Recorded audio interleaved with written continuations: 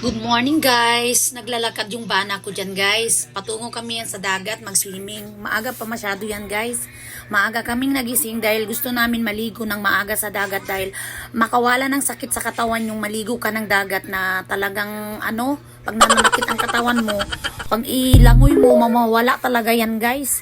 Kaya ito, nagbabaktas yan siya, ako yung nagkakamera dyan. Ngayon sabi ko sa asawa ko, ikaw naman daddy ang magkamera at kami naman ang kamerahan mo ng anak mo. Dahil pababa kami yan, palugsong kami yan doon sa dagat. So ngayon guys, makita ninyo, ang sabi ko, sige na hayan na daddy kami naman yung picturean mo ni baby. Ayan, baba na kami. Yung isang anak ko lang yung dinala ko dahil tulog pa yung apat dyan.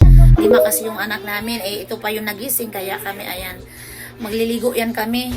Sabi ko sa kanya, tanggalin ko yung palda ko dahil naaapakan ko ang haba-haba. Sabi niya, subukan mo namang tanggalin yan. Hindi ka naman si Christine Hermosa para mag-bra at panty ka lang dito, no?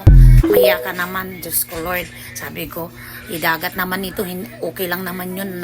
Tayo nito, nagtupis. Sa bagay, basta mga lalaki, ganyan talaga yan. Lalo na pag-asawa nila, talagang ingatan nila na hindi sila mapapaya sa mga tao, Kaya dyan na kami, dumating na kami doon sa dagat. Ang halayo yan, simula doon sa aming room, pababa kami dyan. Doon sa taas niya may swimming pool. Minsan doon yung mga anak ko naliligo. Ayaw nila sa dagat kasi minsan takot sila sa mga alon. Samantalang kami, okay lang yun sa amin.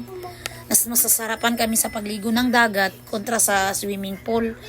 Kasi syempre doon, nakababad ka doon. Ayan, kaya dito na. Sige na daddy. Dito, halika daddy, puntahan natin yung sabay tayong maligo. Dahil sabay natin hulihin yung mga dagat, ay mga isda doon lahat. Talaga, hulihin. Ako, kahit hanggang umaga ka dyan maghuli, hindi mo mauubos hulihin yung laman ng dagat dyan.